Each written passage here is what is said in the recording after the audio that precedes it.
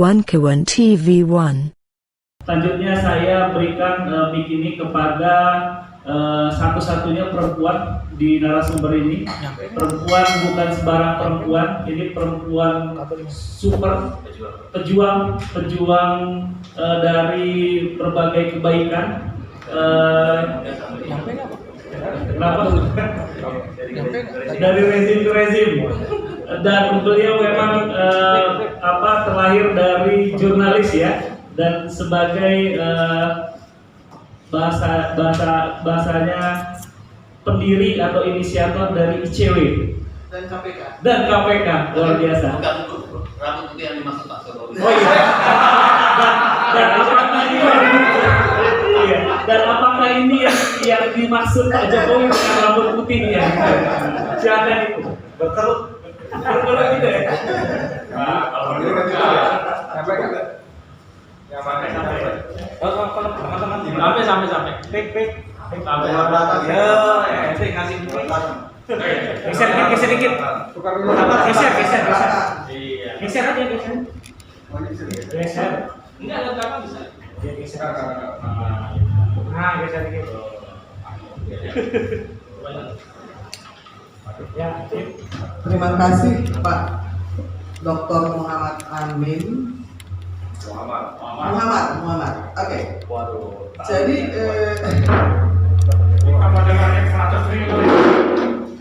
kita mau ngobrol itu nanti. Ini kan lagi bicara soal Satgasus ya kan.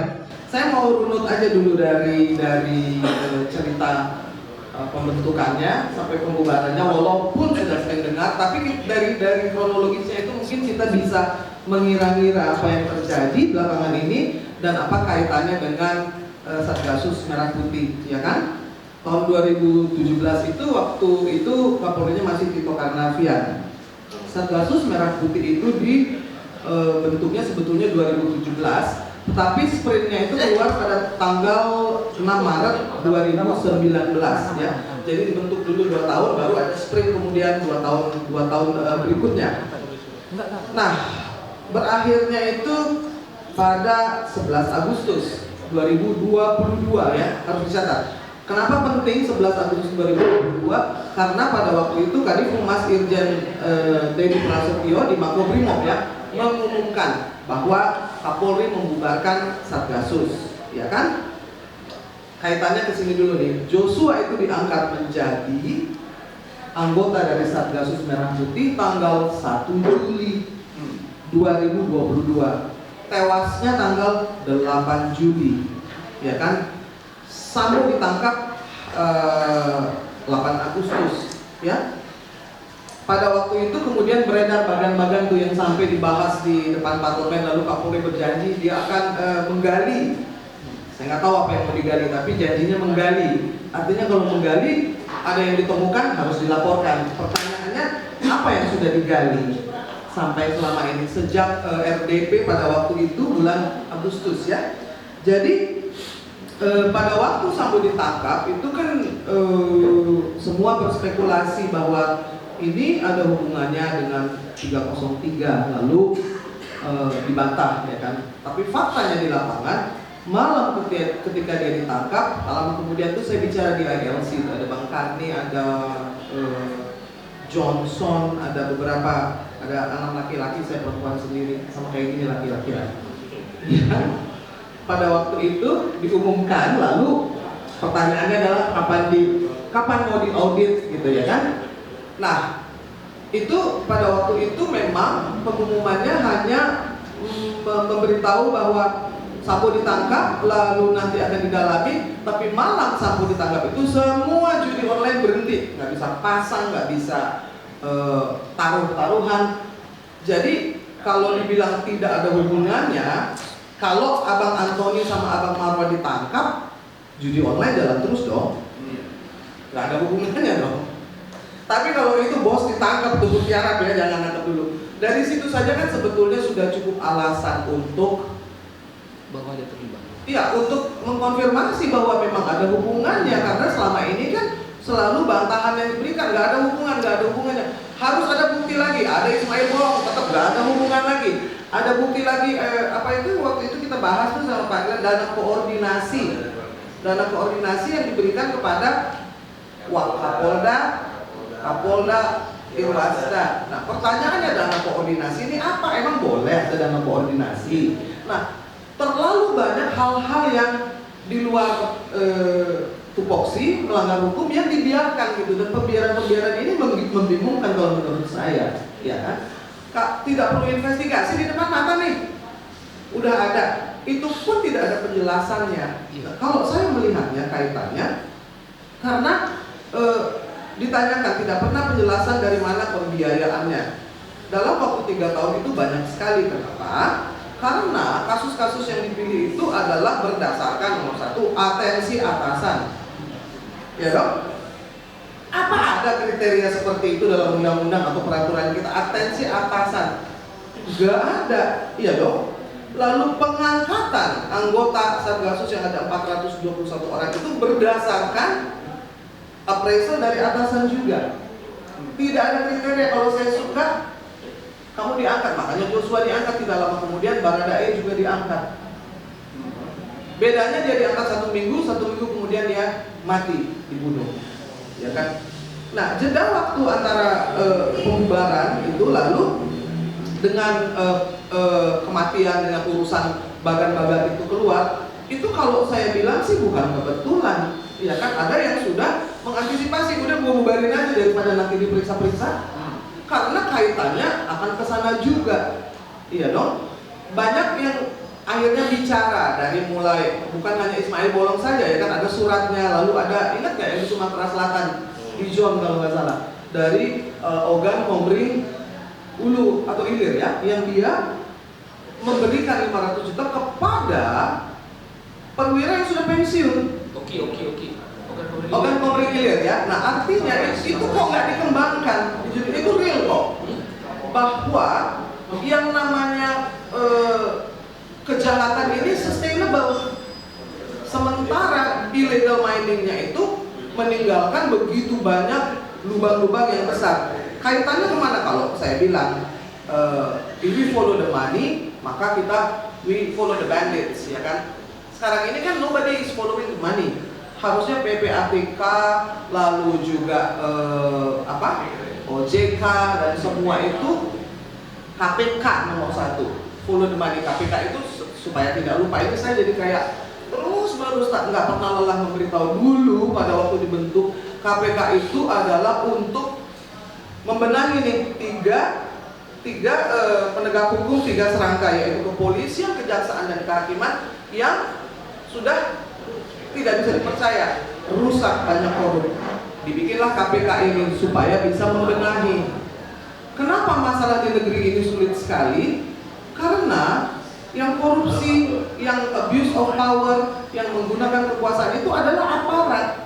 Kalau yang korupsi itu pengusaha ataupun orang-orang di luar penegak hukum, tidak akan sekomplikated ini masalahnya.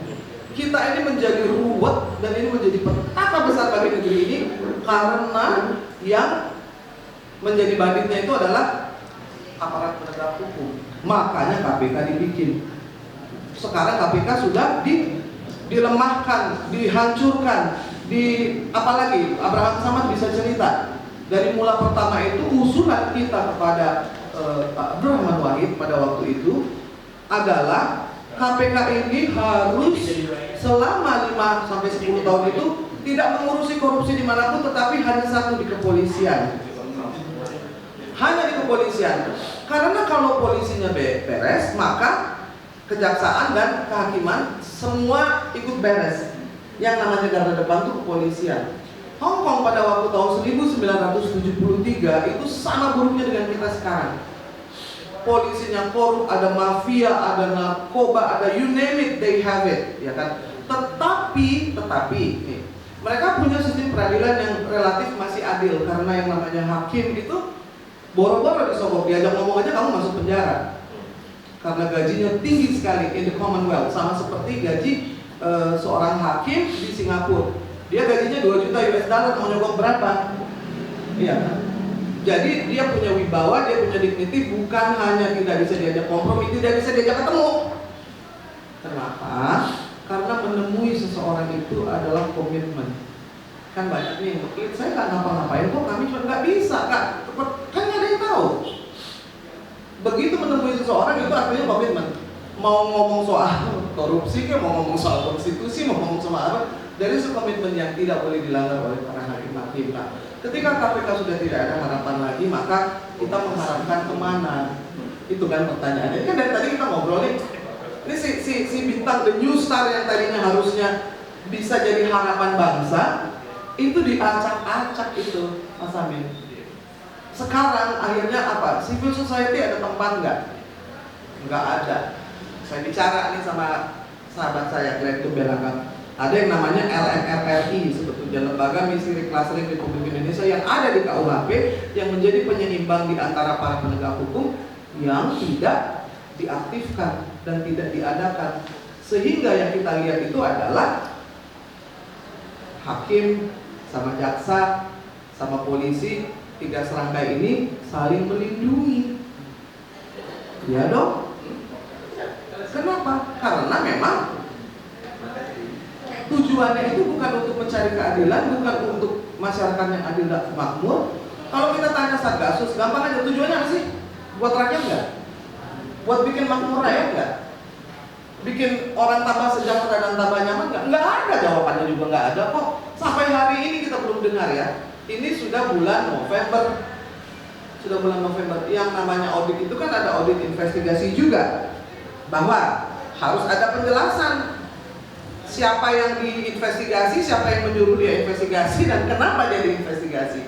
Kriminalisasi itu udah terlalu banyak.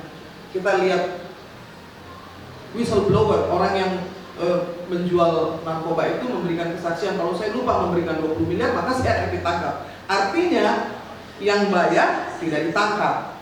Yang ditangkap itu adalah yang lupa nyetor atau telat nyetor atau kurang nyetor. Itu begitu banyak kesaksian seperti itu, tapi tidak ada satupun yang keluar auditnya. Jadi ada audit untuk investigasi, ada audit untuk financial due diligence, which katanya nggak mungkin, tapi mestinya nggak mungkin dong dalam 3 tahun itu tidak ada pembiayaan.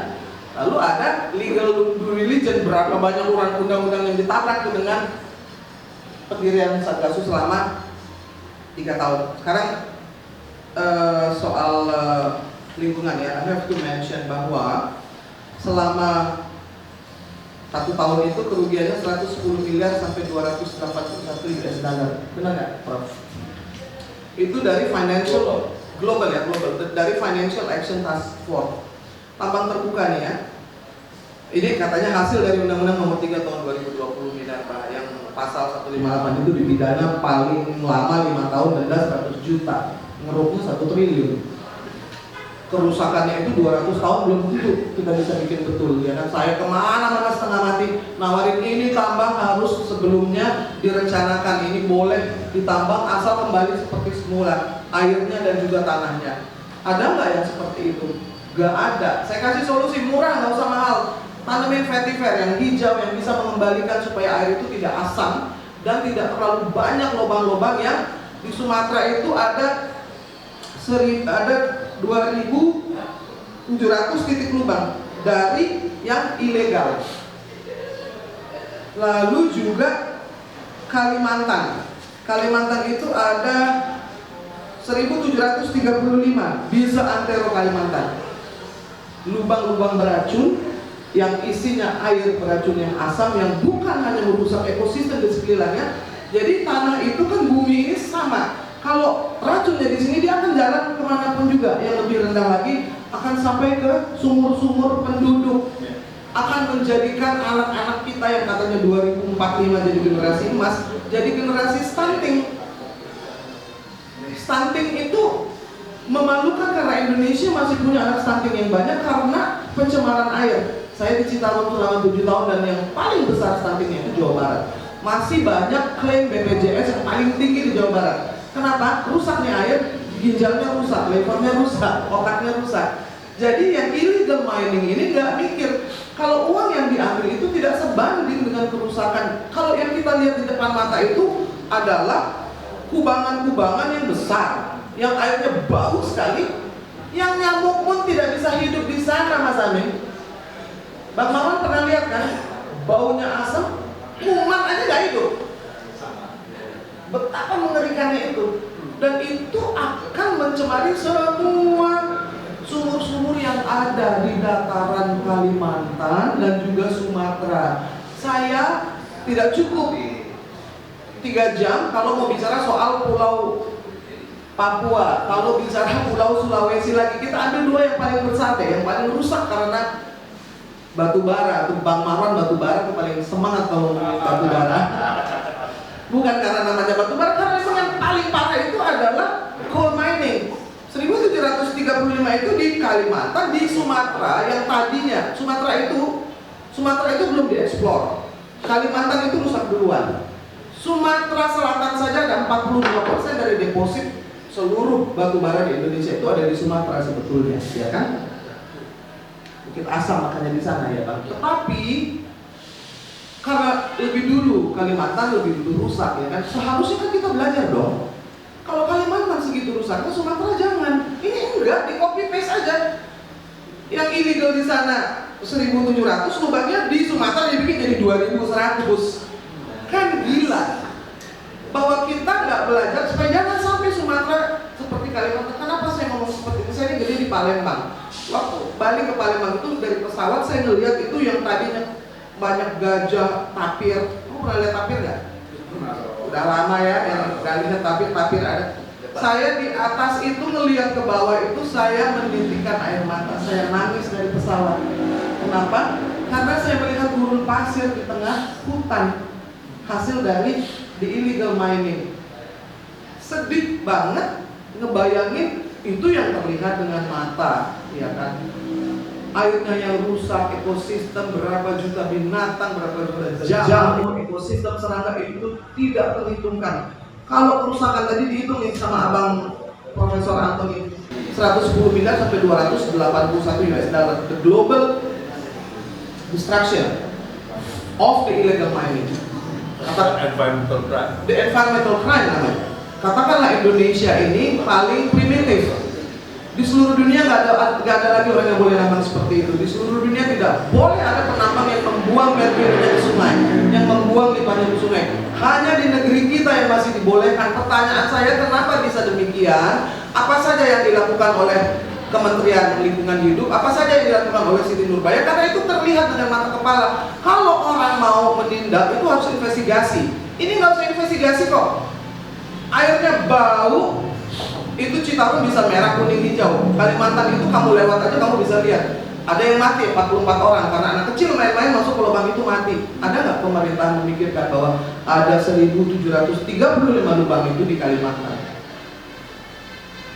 Berapa persen yang sudah diperbaiki dari 1.735? Kan harusnya kita itu, ya sudahlah, kita sudah berbuat salah. Sekarang kita mau bikin betul. Benar nggak Mas Amin? Masalahnya ketika kita duduk di sini, kita ini belum bikin betul.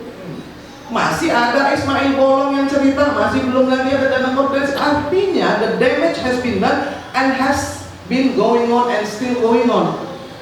Yang sudah terjadi, masih terjadi, dan akan terjadi lagi karena uangnya begitu besar. Apabila diaudit, seharusnya kan yang ilegal itu bisa dilegalkan. Ide juga tuh Pak Glenn bilang, lebih legalin dong jadi dapat pajak, benar nggak? Dibantu. Kamu boleh bikin taman tapi harus dikembalikan seperti semula konservasi air dan tanah. Saya bilang bahwa ada yang salah dengan undang-undang Minerba, tetapi ada yang salah juga dengan pengawasan dan pemberian izin. Yang diberikan kepada Kalimantan itu sudah 5.137.000 hektar. 40,38% dari pulau itu sudah ditambang. Sumatera apakah akan seperti itu juga? Jadi kalau kita lihat sudah rusak Kalimantan dan Sumatera, pulau-pulau lain kan mestinya jangan. Harus moratorium pertambangan. Kalau menurut saya moratorium pertambangan lalu dibenerin dulu tuh air-airnya dan tanahnya, sehingga kita ini bisa mewariskan sesuatu kepada anak cucu kita. Kalau air aja kita nggak bisa wariskan, kita mewariskan racun, air beracun, tanah yang tidak bisa ditanamin, Jadi kalau kita bicara soal nilai ekonomi yang tadi juga bombastis, saya melihatnya dari sisi lingkungan itu 100 kali lipat lebih merugikan, karena ketika itu terjadi udah nggak bisa dihitung. Anak-anak yang otaknya rusak, anak-anak yang kecerdasannya di bawah rata-rata, dan kita we will face the failed generation. Itu sih kalau masih diteruskan. Terima kasih banyak. Itu aja. Saya beringat, saya berapi-api dan emosi kalau ngomongin soal lingkungan itu, karena kayak kita bertobat nih, tobat ya udah ya, jangan ya. Dari moratorium itu kan dari mulai deforestation dari tahun 2003 sampai 2013 itu kita tuh paling banyak. Ini baru ngomong illegal mining. Kasih saya 1 menit. Deforestation. Tadinya kan Brazil itu di sini kan, tapi Brazil bisa moratorium, benar kan moratoriumnya? Indonesia bilang Brazil masih lebih tinggi, kita masih di bawah. Kita begini nih, kerusakannya eksponensial, meroket, sehingga akhirnya kita jadi yang nomor 1 di dunia. Selama 10 tahun 2003 sampai 2013 itu ada 4 juta hektar yang rusak di luar kebakaran hutan, dan itu adalah rekor dunia untuk deforestasi. So moratorium untuk deforestasi tidak jalan, saya menganjurkan harusnya moratorium untuk illegal mining. Berhentiin semua tuh, nggak ada kasih lagi izin lagi. Untuk apa? Nggak sepadan kok. Kita itu bukan hanya dapat pajak yang sedikit lalu uang 2,5% yang tidak dipakai untuk bikin betul yang punya tambang, tetapi kita meninggalkan kerusakan yang tidak bisa kita bikin betul selama 100 atau 200 tahun sekalipun. Itu kan sama juga membunuh generasi yang akan datang, membunuh ekosistem, membunuh seluruh hewan dan tumbuhan yang mereka juga punya hak. Karena yang namanya hutan dan namanya sungai itu adalah habitat dari begitu banyak ekosistem, dan bukan hanya manusia saja yang punya hak terhadapnya. Terima kasih.